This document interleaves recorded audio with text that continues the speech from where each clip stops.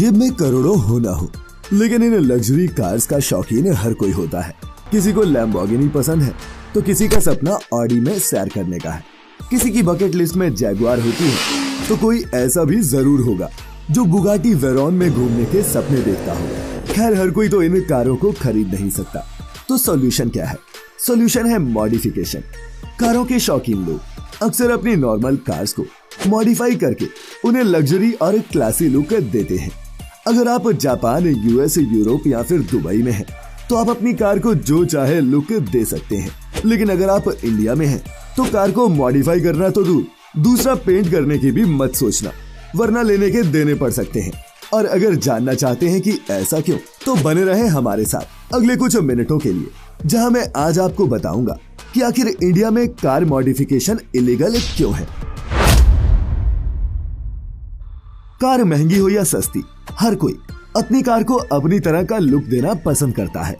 बिल्कुल उसी तरह जिस तरह हम अपने घरों को डेकोरेट करते हैं, वैसे ही कई लोगों को अपनी कार को मॉडिफाई करने का शौक होता है।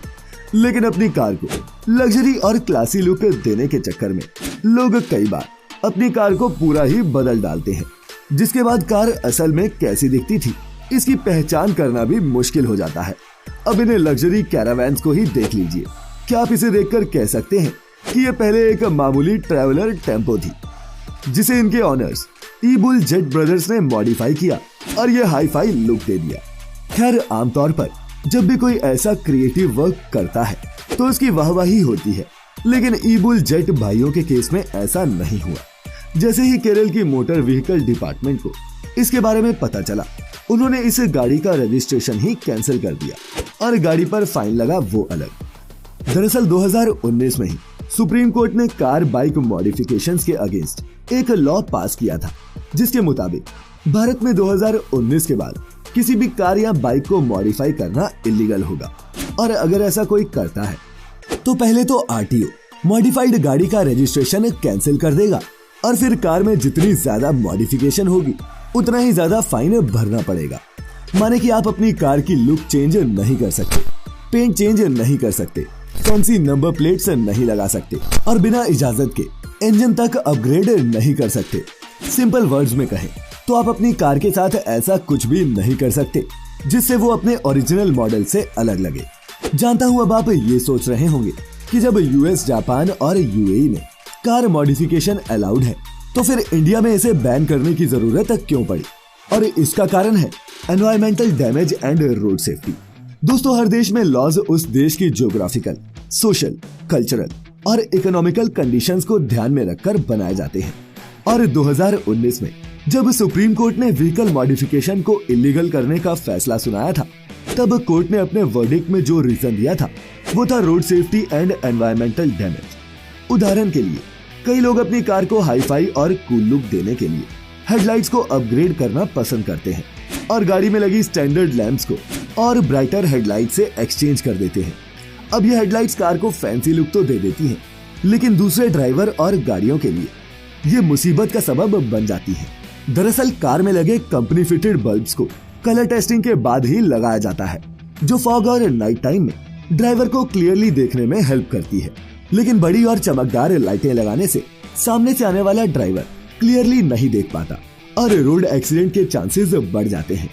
इसी तरह कई लोग अपनी कार की माइलेज और परफॉर्मेंस को बेटर करने के लिए उसके ओरिजिनल एग्जॉस्ट की जगह आफ्टर मार्केट एग्जॉस्ट इंस्टॉल करते हैं, लेकिन वो इस बात पर ध्यान नहीं देते कि आफ्टर मार्केट एग्जॉस्ट ज्यादा गैसेस छोड़ते हैं, जिससे एयर पॉल्यूशन बढ़ता है और इनमें से ज्यादातर का साउंड लेवल भी 80 डेसिबल से ज्यादा होता है और इतना शोर हमारे कानों के लिए सही नहीं है। इंश्योरेंस क्लेम, जब भी हम कोई कार खरीदते हैं तो हाथों हाथ उसका इंश्योरेंस भी साइन कर लेते हैं, ताकि अगर कभी गाड़ी खो जाए या फिर बुरी तरह डैमेज हो जाए तो कम से कम हमें फाइनेंशियल लॉस ना झेलना पड़े। लेकिन मॉडिफाइड कार्स का इंश्योरेंस होना और इंश्योरेंस क्लेम करना दोनों ही बहुत मुश्किल होता है, और वो इसलिए क्योंकि इंश्योरेंस के समय कार की हर छोटी बड़ी डिटेल पेपर्स में नोट की जाती है और कार में किसी भी तरह की मॉडिफिकेशन कार के ओरिजिनल मॉडल को चेंज कर देती है। और चूंकि इंश्योरेंस ओरिजिनल कार का ही हुआ था तो कई बार ऐसे केसेस में इंश्योरेंस नहीं मिलता। वहीं अगर कोई अपनी मॉडिफाइड कार का इंश्योरेंस करवाना भी चाहता है तो वो भी मुश्किल है, क्योंकि कार में जितने ज्यादा मॉडिफिकेशंस होते हैं उसके एक्सीडेंट के चांसेस भी उतने ही ज्यादा बढ़ जाते हैं, जो उसकी रिपेयरिंग और फिक्सिंग कॉस्ट को बढ़ा देते हैं। ऐसे में मॉडिफाइड कार्स का इंश्योरेंस एक आम कार के इंश्योरेंस से डबल प्रीमियम पर होता है। Criminal activity and difficulty in verification. दोस्तों, कार मॉडिफिकेशन को इलीगल करने का एक कारण ये भी है कि पहले कार्स को चोरी या फिर एक्सीडेंट के बाद मॉडिफाइड कर नया लुक दे दिया जाता था। गैर कानूनी तरीकों से गैराज और मैकेनिकल शॉप्स पर कार्स को पेंट किया जाता था। उनके इंजन, टायर्स और दूसरे पार्ट्स को अपग्रेड करके नए नंबर के साथ रोड पर उतार दिया जाता था, जिससे कार का मालिक अपनी कार पहचान तक नहीं पाता था और पुलिस का क्रिमिनल्स को ट्रेस करना इससे बेहद मुश्किल हो जाता था। Modification business. कई लोग कार्स में मॉडिफिकेशन भले ही शौक के लिए करवाते हैं, लेकिन है तो ये एक बिजनेस ही, जिससे कार के ओरिजिनल मैन्युफैक्चरर्स को भारी लॉस होता है। दरअसल जो भी विदेशी कंपनियां फुली मैन्युफैक्चर्ड कार्स को इंडिया में बेचती हैं, उन्हें 100% इंपोर्ट ड्यूटी पे करनी पड़ती है। माने कि अगर किसी कार की कीमत अमेरिका में 70 लाख है, तो उसकी वैल्यू भारत में 1,40,00,000 होगी। ऐसे में ज्यादातर इंडियन मैन्युफैक्चरर कंपनीज पार्ट्स को विदेशों से इंपोर्ट करती हैं और फिर फैक्ट्रीज में कार्स को असेंबल किया जाता है ताकि कार को कम कीमत पर बेचा जा सके।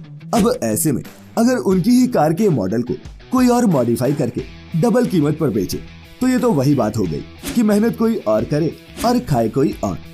मॉडिफिकेशंस जो लीगल है, लेकिन दोस्तों ऐसा भी नहीं है कि आप अपनी कार को बिल्कुल भी मॉडिफाई नहीं कर सकते। एक्सेप्शन तो हर लॉ में होती है और ऐसी ही कुछ कार मॉडिफिकेशन लॉ में भी है।